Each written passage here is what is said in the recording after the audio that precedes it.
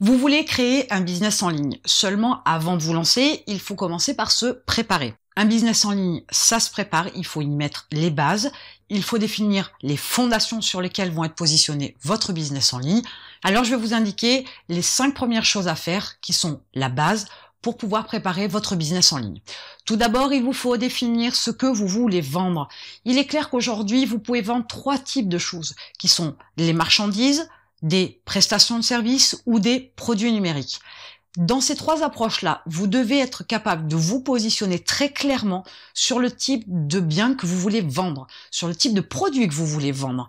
Les approches sont différentes, les stratégies sont différentes, l'implication, la motivation, la mise en ligne, la rapidité de la vente sont différents. Tous ces produits-là nécessitent des approches différentes.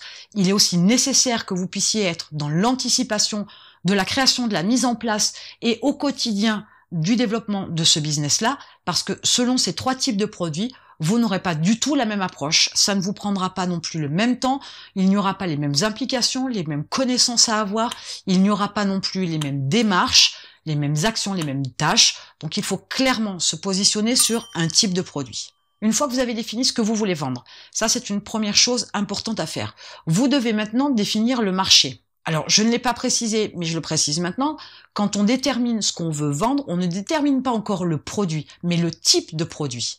Donc maintenant, sur quel marché se positionner et donc définir clairement le sujet, la thématique sur laquelle vous allez vous intégrer, dans laquelle vous allez vous développer, dans laquelle vous allez communiquer.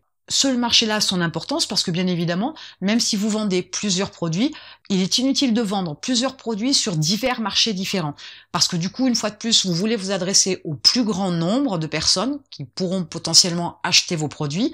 Sauf que finalement, votre communication, vos stratégies, votre approche, vos arguments de vente ne seront pas clairement établis puisqu'on s'adresse à diverses personnes, on se positionne sur plusieurs marchés. Chaque marché a sa spécificité, chaque marché a son approche. Et je pourrais même dire que chaque marché a ses arguments. Il faut être capable de pouvoir se positionner très clairement. Si vous voulez devenir le spécialiste dans un domaine, vous ne pouvez pas être celui qui vend dans différents marchés. C'est impossible. On se positionne sur un marché et le plus clair possible, voire même le plus niché possible pour être excellent dans un domaine plutôt que d'être moyen dans divers domaines. Il est important de comprendre aussi que, en définissant votre marché, vous êtes capable aussi de commencer à pouvoir réfléchir à vos stratégies pour vous promotionner, pour développer vos ventes, développer votre activité sur ce marché-là. En regardant ce que font vos concurrents, en regardant ce qui se passe aussi sur votre marché, en regardant l'évolution même du marché sur les 10, 15, 20, 30 dernières années.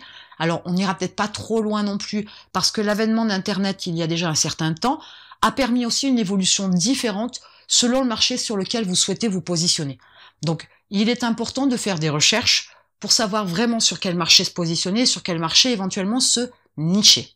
Une fois que ceci est déterminé, vous passez à l'étape suivante qui est de définir la cible. J'ai déjà parlé dans une vidéo précédemment de la manière de commencer à définir son client cible, sa cible idéale, le client idéal qu'on souhaiterait avoir pour ce qu'on a à proposer. Mais avant de déterminer quel produit proposer, il faut savoir à qui on s'adresse. Pourquoi je m'axe d'abord sur la cible? Tout simplement parce que c'est en définissant la cible très clairement que vous trouverez très facilement une suite logique à la mise en place de votre business. Préparer son business en ligne, c'est davantage établir à l'avance une approche, une direction, un chemin qu'on trace sur un marché spécifique, donc une route spécifique, vers une cible bien spécifique, donc pour pouvoir s'adresser aux bonnes personnes. Et c'est avec déjà ces bases d'informations que vous allez commencer déjà à avoir une vision d'ensemble de votre stratégie d'approche, de communication, de promotion, de vente, etc. Définir sa cible, c'est une priorité. Vous ne pouvez pas vous adresser à tout le monde. Vous devez vous adresser à une personne bien précise pour pouvoir avoir une cible qui soit qualifiée et qui soit susceptible d'acheter le produit ou les produits que vous allez déterminer par la suite. Ils ne peuvent pas acheter si vous ne savez pas leur parler. Ils ne peuvent pas acheter si vous ne savez pas leur vendre. Cette cible ne peut pas être votre client si vous n'êtes pas capable de voir avec son angle de vue, si vous n'êtes pas capable d'avoir les arguments qui le touchent lui et personne d'autre. Donc définir sa cible est d'une importance capitale dans l'élaboration, dans la préparation de votre business en ligne. C'est à ce moment-là que vous allez pouvoir définir votre produit. votre produit est déterminé selon la cible. Il est clair que si vous déterminez le produit avant la cible, ça va changer la donne. Mais il se peut que le produit ne soit pas forcément en adéquation avec la cible que vous pourriez déterminer. Vous pourriez faire une erreur d'estimation, une erreur d'appréciation, une erreur dans vos recherches, une erreur dans l'approche, la vision de ce produit-là pour cette cible-là et de cette cible-là pour ce produit-là. Donc, définissez d'abord la cible. Vous êtes capable à ce moment-là de définir une approche et quand vous êtes capable de ça, vous pouvez définir plus clairement le produit parce que ce produit-là, il aura une finalité, il aura un résultat, il aura un bénéfice qui va être clairement positionné sur la cible. La cible, dans ses détails, vous pouvez la modifier pour l'adapter au produit. Sauf qu'il se peut que le produit ne puisse pas être en adéquation complètement avec la cible que vous avez décidé de choisir parce qu'elle vous plaît, parce que vous savez lui parler. Par contre, il est plus intéressant de définir la cible d'abord et de définir ensuite le produit, ou du moins l'approche sur ce produit pour la vente, pour la promotion, etc., qui va correspondre à la cible, pour pouvoir être en adéquation avec la cible. Je vous donne un exemple, vous pourriez avoir une solution pour traiter l'acné, mais peut-être que cette solution-là va pouvoir s'adapter, par exemple, aux personnes qui ont une vingtaine d'années. Et si vous décidez de toucher la cible de gens qui ont une quarantaine d'années, pour diverses raisons que j'aborderai dans une autre vidéo plus tard, mais vous pourriez déterminer que votre cible, ce sont des gens d'une quarantaine d'années, alors votre solution ne sera peut-être pas forcément adaptable à ces gens-là.